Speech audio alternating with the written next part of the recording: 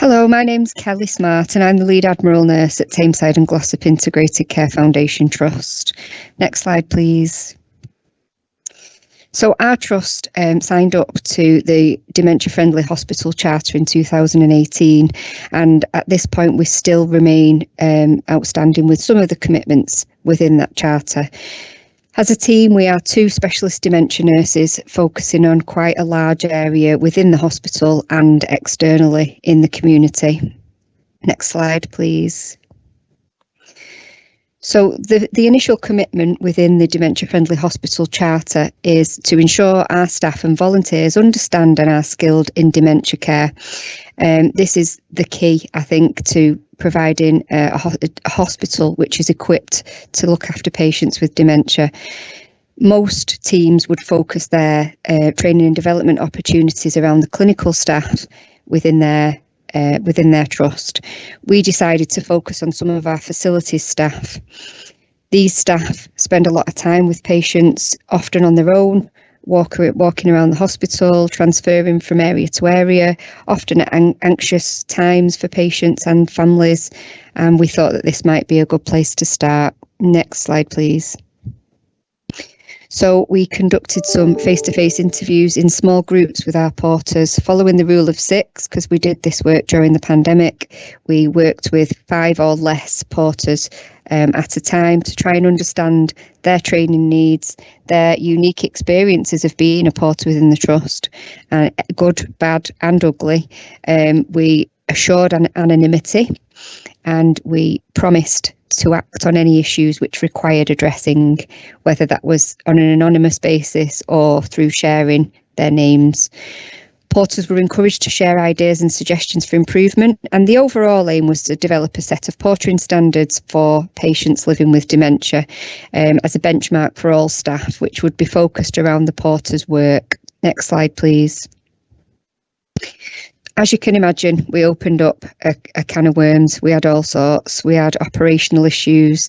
We had a lot of different concerns relating to staff, relating to procedures. But in amongst that, we had lots of really good ideas and suggestions, some of which became standards. Others, we have set us off on other lines of inquiry to start more focused work to ensure that we can meet this commitment.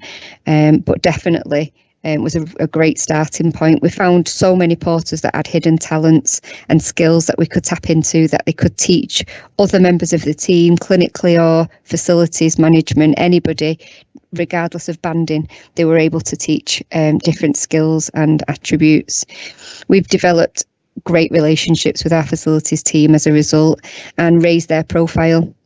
A lot of different areas within the trust are now inviting porters to take part in events and to get involved in training and development opportunities. So we've really raised their profile. There's some comments from the porters as a result of the piece of work. Every single porter, we have 99 porters, every porter received dementia awareness training, deprivation of liberty safeguards training and communication training. We are in the process of, some of the porters have currently got communication cards, and every single porter will have a set of those. Next slide, please. So we developed a set of portering standards, which once on paper, we decided weren't just for patients living with dementia. We thought that if we could get it right for patients with dementia, this could be for everybody. So they became the portering standards for person-centred care. We have massively improved patient safety and care provisions around the trust, and we've created a gold standard for porters to hold staff, including themselves, accountable for.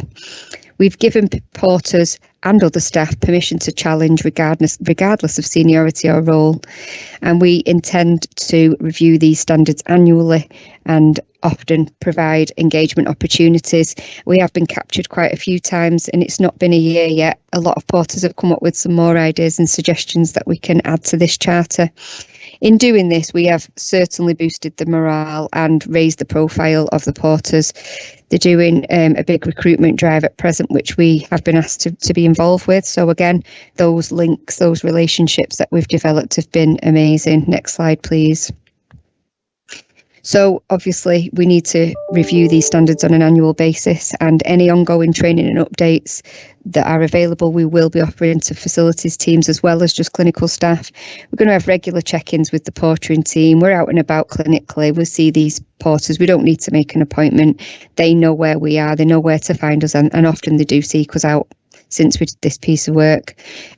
We're making some further changes to the booking app to make sure that they are aware of all the information they need regarding to the patient that they're collecting and dropping off in terms of safety, either for resuscitation, deprivation of liberty safeguards, or any concerns around confusion.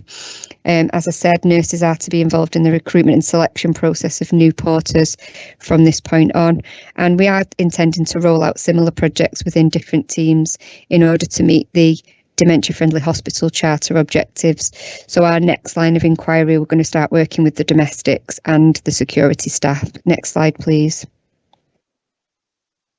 So what have we learned? We have learned that we've got a group of hidden superstars who walk along quietly doing their job without asking for anything until the opportunity arose. We've got poets. We've had porters write us little poems since we've done this piece of work.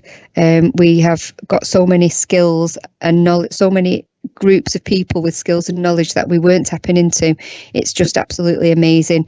There's a lack of understanding amongst clinical staff around the role of a porter, and as a result we have managed to raise the bar completely. They didn't feel they were valued by colleagues, and they are now. And they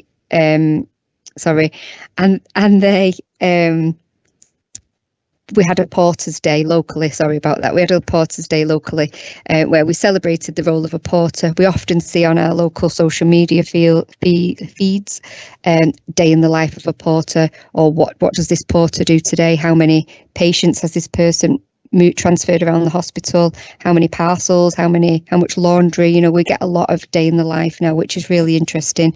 Our porters had a desire to learn new skills and enable them to enhance the patient experience, and have been so keen to engage in this process. And just by investing the time in listening to our porters and potentially other staff groups in the future has had a significant and positive impact on the way they view their role. There's so many individuals working within the trust that have got skills and knowledge which others can benefit from. So we are making some consideration into some learning events to promote such, and not all will be clinical or work related, some other interesting skills and knowledge. Next slide, please. So thank you.